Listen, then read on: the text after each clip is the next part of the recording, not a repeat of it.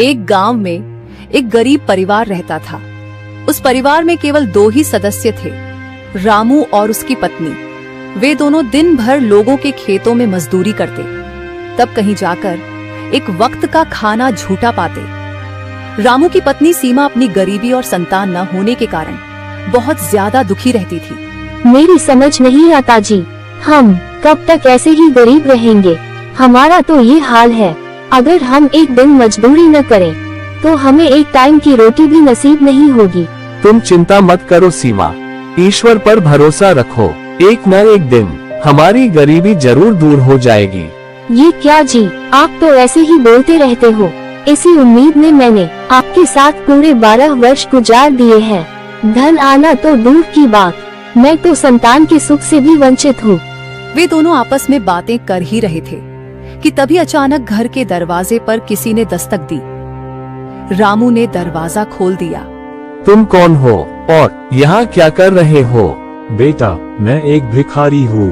क्या तेरे घर पे मुझे खाने के लिए कुछ मिल सकता है? क्या खाना चाहिए? लेकिन इस वक्त मेरे घर पर केवल एक ही रोटी बची है। देख बेटा, मैं एक दिन में केवल एक ही घर का दरवाजा खटखटाता हूँ। अब तू सोच ले, क्या मुझे यहाँ से भूखा भेजेगा? भिखारी की सब बातें सुनकर रामू सोचने लगा और फिर घर के अंदर जाकर रामू ने अपनी पत्नी से सब बातें बताई। ये क्या जी, इसका मतलब अब वो किसी दूसरे के घर भी नहीं जा सकता? हाँ सीमा। ठीक है, फिर ये जो हमारे पास एक रोटी बची है वो इसी भिखारी को दे देते हैं। वैसे भी एक रोटी से हम दोनों का पेट कैसे भरता, और क्या पता ये भिखारी जाते जाते हमें दुआ ही दे जाए। रामू ने वो एक रोटी भिखारी को दे दी। शुक्रिया बेटा, तूने मुझे एक रोटी दी। तुझे इसका फल जल्द ही मिलेगा। इतना कहकर भिखारी वहां से चला गया।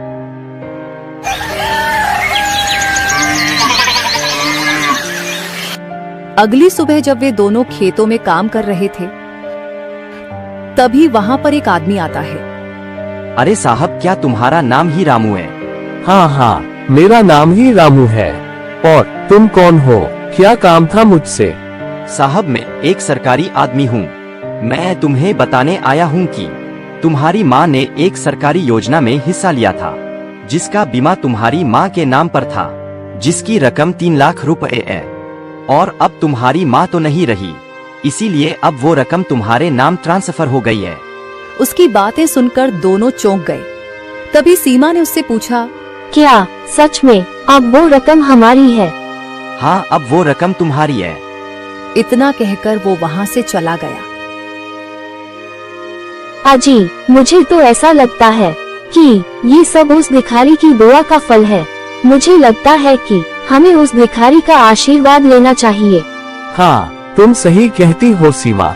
मैंने उस भिखारी को जंगल के अंदर जाते हुए देखा था। चलो चलकर हम दोनों उन्हें ढूंढते हैं। रामू और उसकी पत्नी सीमा दोनों जंगल की ओर चल दिए। काफी देर बाद उन दोनों की नजर एक पेड़ पर पड़ी। तब रामू और सीमा ने देखा कि उस पेड़ की छांव में वो भिखारी बैठा था।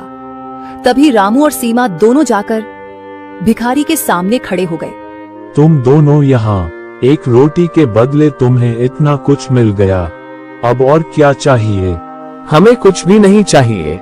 हम दोनों पति पत्नी ने फैसला किया है कि अब हम दोनों आपके साथ रहेंगे और आपकी सेवा करेंगे। देखो, तुम मेरे साथ नहीं रह सकते, क्योंकि मैं कभी एक जगह पर नहीं रहता। मैं अपने स्थान को बार बार बदलता रहता हूँ। कोई बात नहीं, आप जहाँ जहाँ जाओगे हम भी आपके साथ जाएंगे, चाहे हमें कितनी ही मुसीबतों का सामना क्यों ना करना पड़े। रामू और सीमा की बातें सुनकर भिखारी दोनों को बड़ी गौर से देखने लगा और फिर कुछ देर सोचने के बाद बोला, अच्छा ठीक है, तुम दोनों मेरे साथ रह सकते हो। उस दिन के बाद रामू और सीमा दोनों उस भिखारी के साथ रहने लगे। जहाँ भी वो भिखारी जाता, वे दोनों पति पत्नी भी उसके साथ जाते। अब वे दोनों भी उस भिखारी के साथ गांव गांव भटकने लगे। अगर वो भिखारी भूखा रहता तो वे दोनों भी भूखे रहते। वे दोनों पूरे मन से उसकी सेवा में लगे रहे। फिर एक दिन वो भिखारी उन दोनों से बोला, देखो, अब मैं एक ऐसे गांव में जाने वाला हूँ जहाँ बहुत ज्यादा गरीबी है, जहाँ लोगों को 2-2 दिन तक खाना नहीं मिलता। अगर तुम वापस जाना चाहते हो तो यहीं से लौट जाओ। अरे नहीं नहीं, हमने फैसला किया है कि हम दोनों आपकी जीवन भर सेवा करेंगे। रामू की बातें सुनकर भिखारी मुस्कुराते हुए बोला। ठीक है, फिर हम तीनों उस गांव में जाएंगे।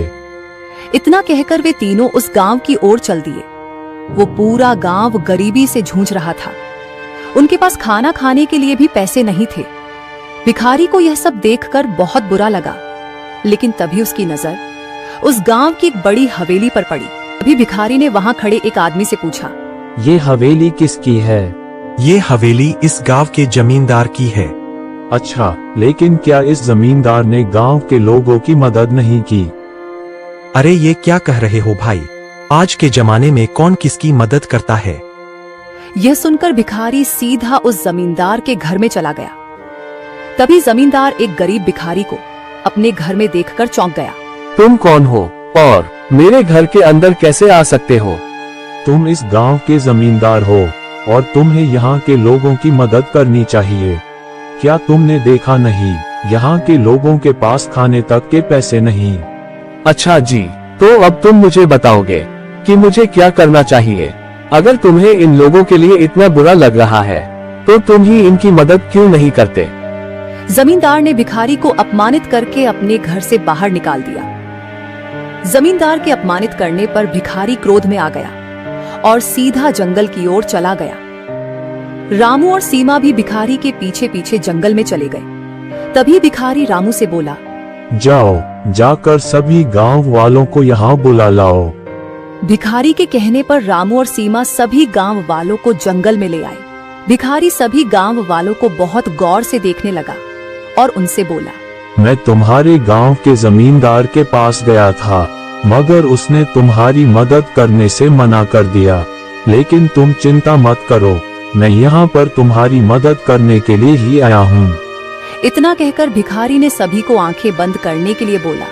और फिर कुछ देर बाद जब सबने आंखें खोली तो देखा कि उनके सामने एक बड़ा सा संदूक सोने से भरा हुआ रखा है। ये सब देखकर सारे गांव वालों की आंखें फटी की फटी रह गई। तुम सब गरीबी और भूख से जूझ रहे हो, इसीलिए तुम में से जिसको जितनी जरूरत हो केवल उतना ही सोना यहाँ से ले जा सकते हो। एक बात का खास ख्याल रखना, अपने मन में लालच को कभी जन्म मत देना। सारे गांव वाले खुशी से झूम उठे। इस खुशी के मौके पर सीमा ने सारे गांव वालों के लिए अपने हाथों से भोजन तैयार किया और सभी गांव वालों के सामने अपने हाथों से थाली परोसी। एक थाली रामू भिखारी के पास ले जाकर बोला, हमें आपके साथ रहते हुए काफी समय हो गया है। आपने हमारे हाथ का बना हुआ भोजन कभी नहीं खाया। आज तो आपको हमारे हाथ का भोजन खाना ही पड़ेगा। रामू की बात सुनकर भिखारी बहुत गौर से रामू और सीमा की ओर देखने लगा और मुस्कुराते हुए बोला, आज मैं तुम्हारा दिल नहीं तोड़ूंगा। इतना कहकर भिखारी उस भोजन को खाने लगा। मगर भोजन को खाते ही भिखारी को गहरी नींद आ गई और देखते ही देखते सारे गांव वाले नींद की आगोश में समा गए।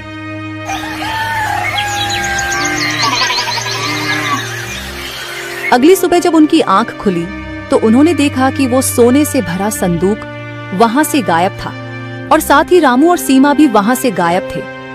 इधर रामू अपने घर पर बैठा हुआ अपनी पत्नी के साथ हंस रहा था और उसके कमरे में सोने से भरा संदूक भी रखा हुआ था। मैंने आपसे कहा था ना कि वह कोई भिखारी नहीं बल्कि बहुत ही पहुंचा हुआ कोई साधु लगता है। अगर हम सिर्फ उन 3 लाख से ही संतुष्ट हो जाते तो क्या हम दोनों अपने जीवन में इतना सुख देख पाते?